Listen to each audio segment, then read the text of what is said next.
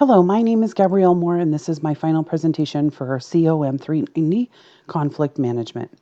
Today I'll be talking about what conflict is, how my childhood molded my conflict management style, and share my understanding of the different conflict styles we've studied and how they're used. Finally, I will touch on how conflict management is currently being used in my own life. What is conflict? Interpersonal conflict is defined by McCorkle and Rees as a struggle among a small number of interdependent people arising from perceived interference with goal achievement. More simply put, conflict happens when someone's needs are not being met by another person or group.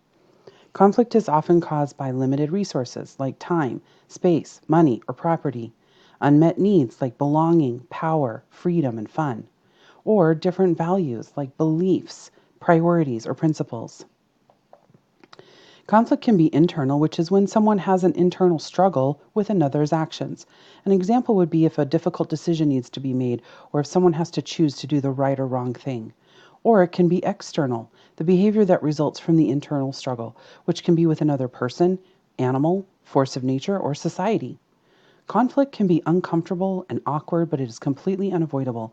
It is everywhere, in our families, our communities, and certainly in our government. Each of us deal with conflict differently because of how we were raised, our worldview, whether we are from high or low context cultures, and where we work or our education. We all learn about conflict management from our parents and our surroundings as a child. While my mother isn't a bad person, she wasn't raised with good conflict management skills. Things I learned from my childhood: avoid conflict at all costs. Don't deal with it, sweep it under the rug. Conflict methods used by my mother were the silent treatment, grudge holding, and ignoring. In order for me to resolve a conflict with her, I needed to wait it out or distract her by finding a common enemy. This is what Brené Brown calls common enemy intimacy. It's a way to hotwire connection. When it comes to fight, flight, or freeze, I revert to freeze. But I'm a work in progress. And like Maya Angelou said, do the best you can until you know better. Then when you know better, do better. Back when I started high school, I opted for debate as one of my electives.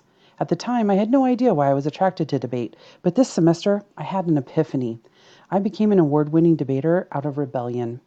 At home, I had to stuff my feelings and never bring up any kind of conflict, but in debate, wow, each side has the chance to present their case in a well-thought-out, organized way.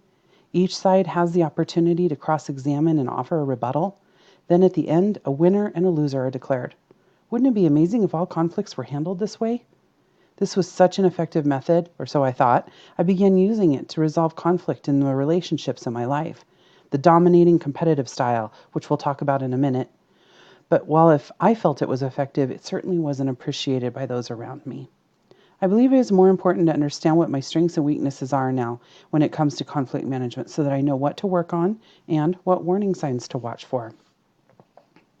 Our authors point out 5 basic theories that explain how people deal with conflict.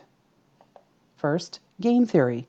This is like a chess game. Each player is strategic in their moves toward conflict resolution. Systems theory is understanding the whole, not just the parts of a conflict. Interaction theory, when perspectives of all parties, not just the individuals, are considered. But the conflict theory I identify with the most are attribution theory first, which is when people around us are assigning meanings to the behaviors we see all the time. Let's say that one of my staff members has been arriving to work late and her countenance is less joyful than usual. Based on what I already know about her life and before asking her, I might assume she's unhappy and unfulfilled in her job.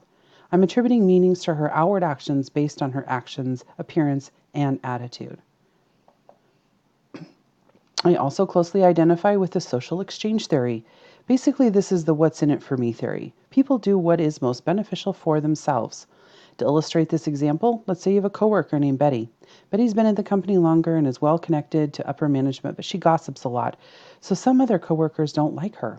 When Betty invites you out for dinner, you would use the social exchange theory to determine whether and deal with conflict with your relationship with Betty and determine what it will cost you and if it's worth it. Because each person and every situation is different, we need to have different conflict management styles used to resolve these situations and the tools to make that happen. Theories are important, but what actually happens when you are faced with conflict? Just like having a map for a road trip, having a plan to walk you through the conflict process helps you to find your way when the stakes are high.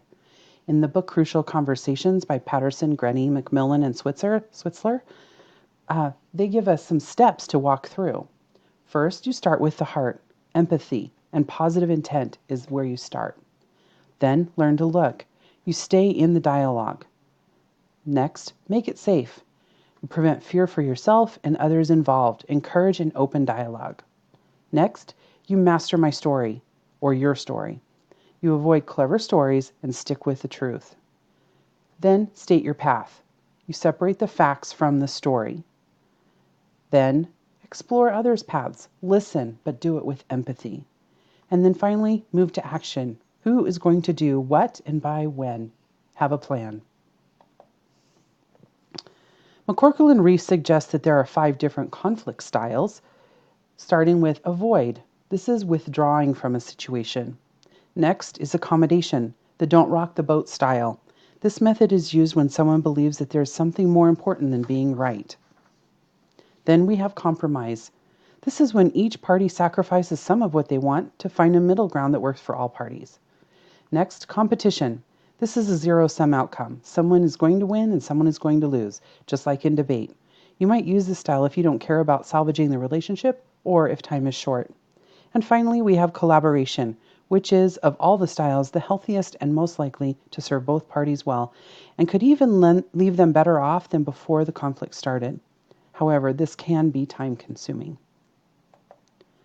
My preferred styles? Well, in the past, I was good at avoiding the preferred style of my youth, and I have been pretty good at accommodating at work, but this is another style I want to stop being good at.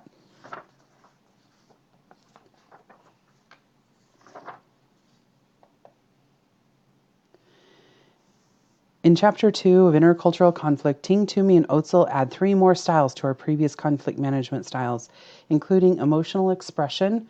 This is a sensory option because you use your emotions during a conflict to guide communication. Third-party help, using an outsider as a mediator or a moderator brought in to help resolve a conflict. And finally, neglect. This is when passive-aggressive responses are used to sidestep the conflict. This style rarely makes things better. Earlier in the semester, we took a few tests that help us identify our conflict management style. Collaborating, also known as the OWL, was the tool I tested highest in because I know and have experienced that it is the most valuable for me and that has the best possible outcomes. I definitely shy away from dominating competing style any longer because of the poor outcomes it can result in. I'm working on getting away from accommodating. As I gain more conflict management skills, I don't feel the need to give up quite so quickly any longer. Fortunately, I've not needed to use a third party for conflict resolution, but this would be a great option if the other methods haven't worked. And neglect. I have a sharp tongue, so I know firsthand how destructive and sarcasm or pointed comments can be. This rarely makes things better. As I grow in confidence and seniority, my goal is to move towards collaborating more. With experience, wisdom, and time comes the confidence to speak up for myself, stay in control of my words and emotions, and know what my needs and expectations are. How my style varies in the different areas of my life? Well, at work, I manage a department, so I communicate much more confidently and authoritatively than I would with friends or with my husband.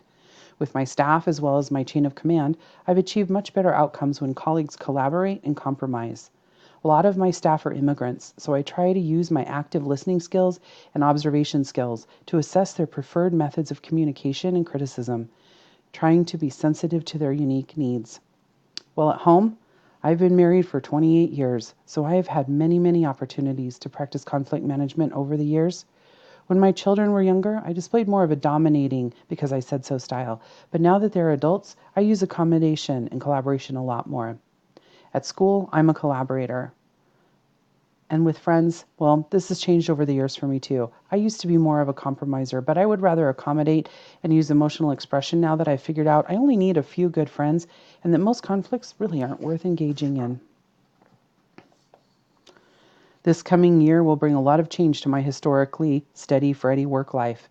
In the next week, a meeting is planned to discuss some of the reporting changes and includes people from departments I've never worked with. I want to be thoughtful in my communication, make a good impression, but also be perceived as capable and qualified. The conflict or problem has been secrecy. What I want, but I'm not getting, is information. I feel that I'm owed. Also, who will I be reporting to? For 2 years, I've been told I'll be moving into a new building. Is that still happening? If so, when? The lack of information is causing me to feel insecure and anxious about what I've built and invested in. Until an official announcement is made, there is a barrier of knowledge that I face. I don't want to appear pushy or demanding, but I also don't want to appear as a pushover. I can't change the hierarchical reporting structure and culture of secrecy, but I can expect to be treated with the respect that I've earned and be willing to walk away if I'm not. I plan to use my active listening skills to obtain as much information as I can during the meeting and answer questions and offer information as I'm asked. Returning to school at my age to study leadership and conflict management has been an interesting journey. Having the tools to enter into difficult conversations or help others deal with theirs has been very empowering. At work, I would like to gain more control of my emotional response to conflict, which will help me feel more professional and capable. My goal is to use less accommodating with my colleagues and our management team. Collaborating is certainly a better, more rewarding conflict management style to use, and I hope to practice it more often. At home, I want to work towards being less dominating with my children and collaborate more. Basically, I want to be like Frank Reagan. If you've ever watched the TV show Blue Bloods, you'll recognize Frank Reagan as the magnanimous and dynamic police commissioner for New York City. Each of his 4 children are involved in law enforcement too, so he faces conflict with the public and his family every day. He is confident, well-spoken, and well-informed, but most importantly, he has a strong moral compass that helps him make tough decisions with a servant's heart. And in conclusion, I will leave you with this thought. I've learned that people will forget what you said, people will forget what you did, but people will never forget how you made them feel. That's Dr. Maya Angelou. Thank you.